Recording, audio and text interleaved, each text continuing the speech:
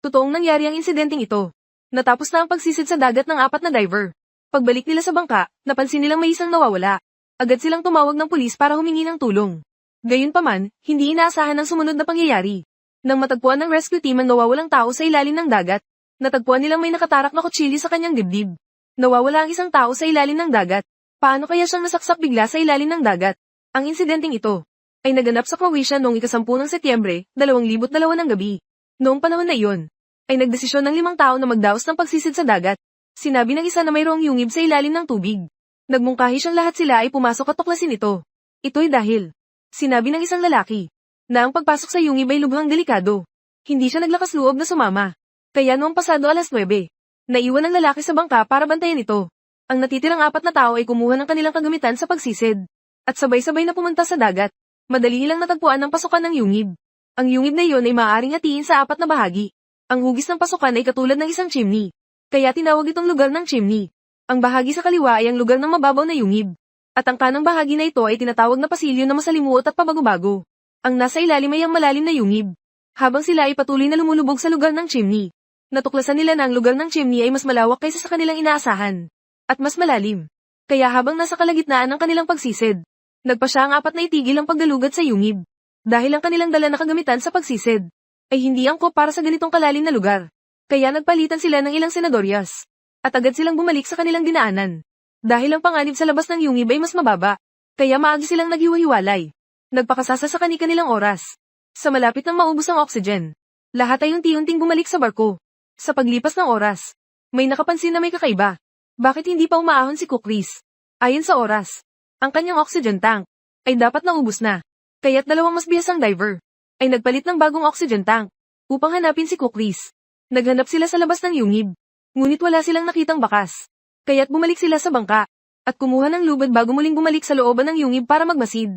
Dahil sa ngayon, pakiramdam nila na si Kukris ay maaaring lihim na bumalik sa loob ng yungib para sa sariling pagsisiyasat gamit ang lubid. Hindi na sila natatakot na mawala at maligaw sa loob ng yungib. Sinimulan nilang hanapin mula sa lugar ng chimney patungo sa lugar ng mababaw na yungib. Ang lugar ng mababaw na yungib ay napakalawak at lubos na madilim. Kaya't mahirap maghanap. Pagkatapos nilang masuyad ang lugar na ito, ay hindi pa rin nila natagpuan si Kukris. Kaya't nagpa siya silang pumunta sa malalim na yungib para magmasid. Gayunpaman, nang sila ay papasok sa pasilyo patungo sa malalim na yungib, ay biglang naisip nila ang malamig na pakiramdam sa likod. Ang lugar dito ay napakakomplikado. Natila isang magulong maze ng mga pasilyo.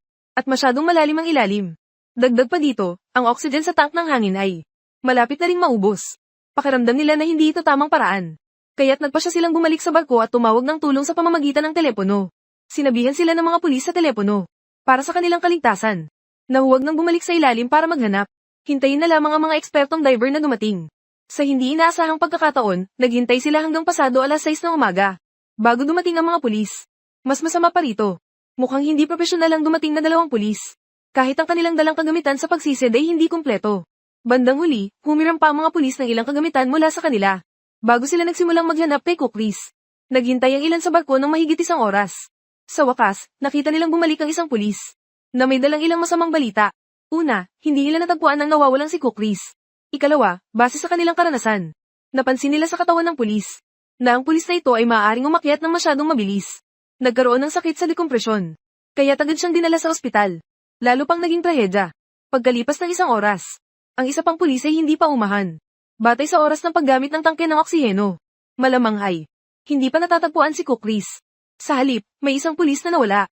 Kaya't muli silang tumawag sa mga pulis.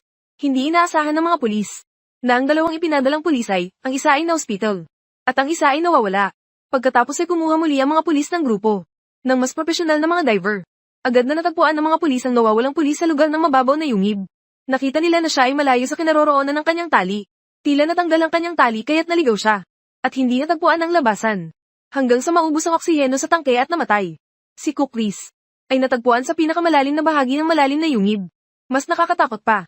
Nang matagpuan siya, nakabaon sa kanya ang isang kutsilyo. Mukhang hindi ito pagkamatay sa pagkalunod. Bagkus, parang ito ay isang kaso ng pagpatay gamit ang kutsilyo. Kaya naman, inaresto ng pulis ang 4 na kasama sa pagsisid. Pagkatapos ay hiwa-hiwalay silang inusisan ng paisa-isa. At ginamitan sila ng polygraph para suriin. Ang resulta ay natuklasan na sa tuwing nababanggit ang sensitibong paksa, ang kanilang reaksyon ay medyo kakaiba. Ngunit ang polygraph ay pandagdag lang sa investigasyon ng kaso. at hindi maaaring gamiting ebidensya. Ang dalawang tao ay itinuturing ng pulis bilang pangunahing pinaghihinalaan. Sa kabilang banda, ang ibang pulis ay nagsimulang suriin ang mga recorder ng 5 diver. Habang sila ay nagsisid, ay mayroong kagamitan na nagtatala ng lalim sa real time. Ayon sa ipinapakita ng recorder, si Cook Chris ay patuloy na lumubog mula pa sa simula, at bahagyang huminto sa lugar ng chimney.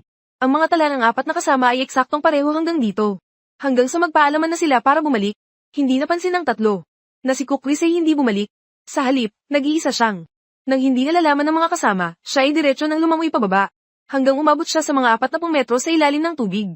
Doon lang bumagal ng kaunti ang kanyang bilis. Sa oras na iyon, dapat ay nasa pasilyo na siya. Naghahanap ng daan patungo sa lugar ng malalim na yungib. Napakapalad niya. Agad niyang narating ang malalim na yungib, at direktang pumunta sa pinakailalim na bahagi. Ngunit matapos niyang makarating dito, kagad siyang lumangoy pabalik. Ngunit sa mga 35 metro na lang, nagpakita siya ng ilang kakaibang kilos. Patuloy na umaakyat at bumababa. Tumagal ito ng kalahating oras. Malinaw na ang kanyang pagbalik ay hindi naging maayos. Pinaghihinalaang ng mga pulis na si Cook Chris ay naligaw. Dahil sa lalim na ito na ang lugar ng masalimuot na pasilyo.